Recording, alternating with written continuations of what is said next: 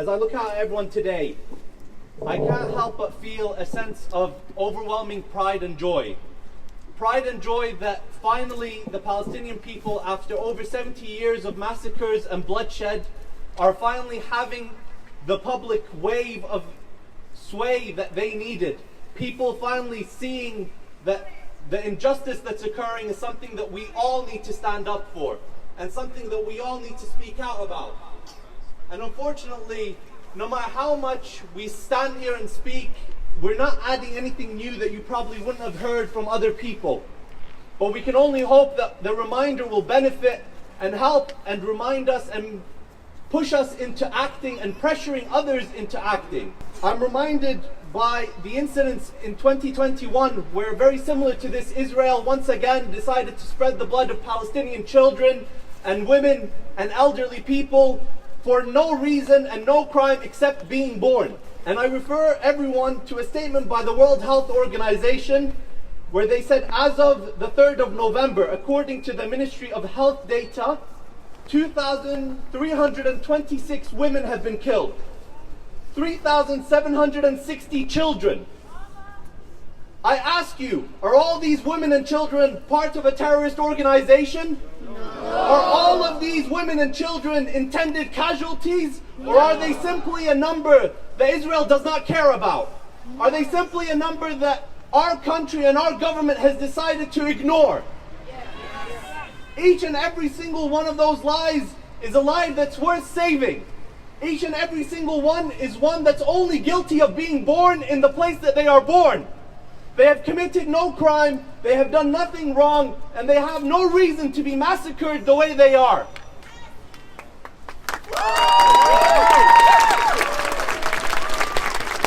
It is my duty as a healthcare professional, when I see the massacre occurring in hospitals and targeting paramedics, that I speak out for my colleagues around the world.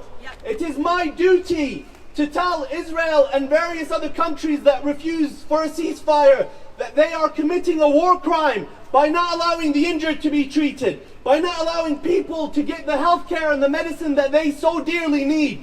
Gaza has been under 18 years of complete medication blockades. The doctors have been for years calling out to the international community, saying that they cannot conduct their jobs as healthcare professionals and taking care of the ill. Merely, they simply watch people and do the best they can to alleviate some of their suffering. The World Health Organization estimates that there are 50,000 pregnant women. And for those who are mothers in this gathering, they will know how difficult and stressful childbirth is under normal circumstances. So how will they feel when they are worried about the bombs falling upon their heads? How will they feel when they do not know where they'll get their next painkiller from? How will they feel when they don't know if all this labor and childbirth pain will have any fruition because their children may never live to see another day beyond that? The world lost its mind over 40 babies that they believed were beheaded falsely according to the media. What about over 3,000 children who have been killed? If we have an imaginative figure of 40 babies, then we have an actual 3,000 something children who have been massacred. Where is our rage? Where is our anger for those kids?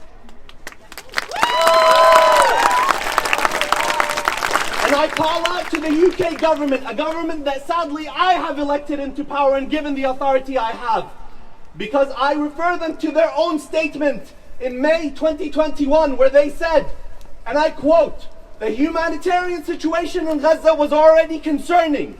This is in 2021. The humanitarian situation in Gaza was already concerning, with the percentage of the population living in poverty expected to rise to 64%, with over 2 million Palestinians under movement and restriction accesses. The international community needs to ensure the UNRWA is able to save lives and reduce suffering. So I ask Rishi Sunak, where is that statement today? It is something that has been said many times so far in this conflict, and I have to emphasize it. Referring to Gaza as an open-air prison is an injustice. In prison, You're able to reach medical aid if you need it. You're able to receive your minimum daily nutrition every single day. You're able to leave when you have served your sentence. And you are there because you are guilty of something that you have done. The people in Gaza do not receive medical aid. They do not receive their minimum recommended nutrition. It is a concentration camp. And for those who use the Holocaust as a justification for shame, you are besmirching the name of the poor victims in that incident. You are besmirching the lives of the innocent people that were lost then. And you are using it to justify the loss of more innocent life. And we will not stand for it.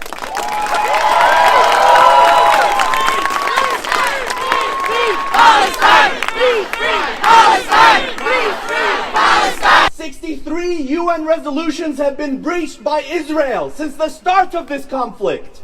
Within 3 weeks, 63 UN resolutions have been breached. 34 is the number of journalists and press members who have been murdered by the Israeli military and the IDF. 9 is the number of UNRWA workers who have been killed in targeted hospital strikes and school strikes. 16 is the number of MSF healthcare professionals, Doctors Without Borders, who have been targeted and killed in the bombings of hospitals. The last of which happened moments ago, where they bombed Al-Aqsa hospital. I ask you, is this something that we would expect if we were to go into the hospital to receive healthcare? No! If we were to go into the hospital with life-threatening injuries, would we fear that we would leave worse than when we went in? No! So why is it acceptable for the people of Palestine if we wouldn't expect it? And for those that refer to this as a means of self-defense, self-defense does not result in 756 innocent civilian deaths in a single day. And that is the figure of the highest number of deaths in a single day. The lowest number, 180 innocent civilians in one day.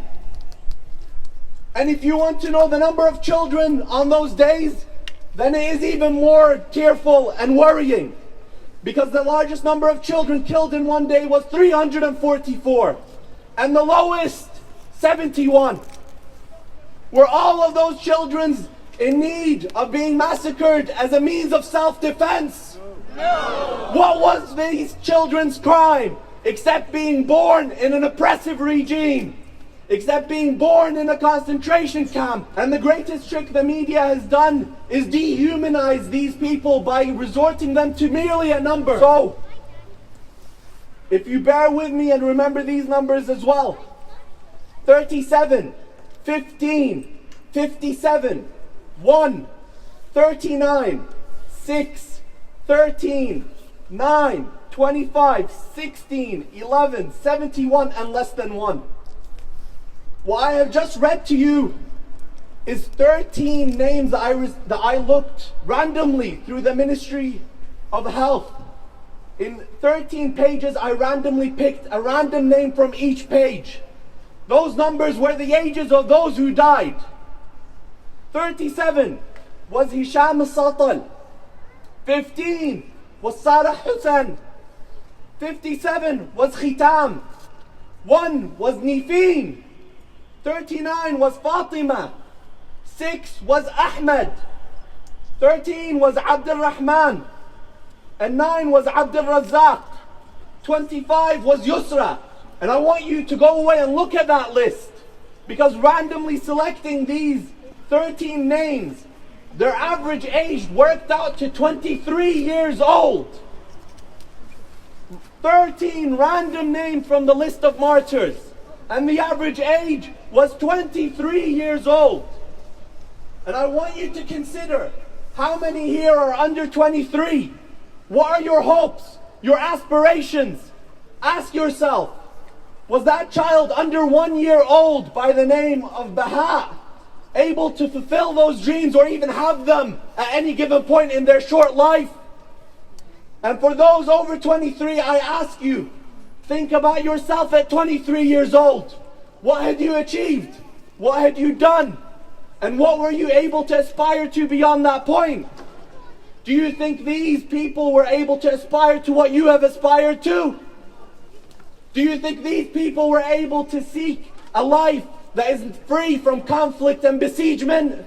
No. Were they able to have dreams and aspirations? No. And I end with this message, and it is one that I'm sure many of you have seen. When the reporters walk around Gaza and they ask the children, what are your dreams? Many of them respond with doctor. And one of the children, when asked why he wanted to be a doctor, he said, perhaps I may bring my family back to life. What hope do we have for those children? How can we stand in front of the international community and say that we have done our best? For shame upon our leaders and for shame upon our government for not speaking out. I am preaching to the choir, but all it takes for injustice to spread is for justice to remain silent. So we must ensure that we are speaking out, that we are not being silent, that we are not letting our government speak out on behalf of us. When Rishi Sunak says we stand with Israel, we say we stand with all civilian casualties. We stand with every innocent life that is lost. We do not care who that life belongs to. They are all innocent, and we will speak out for them. If they have no voice, then we are their voice. So I want to hear you say it with your heart. Free, free Palestine! Free, free Palestine! From the river to the sea, Palestine will be free!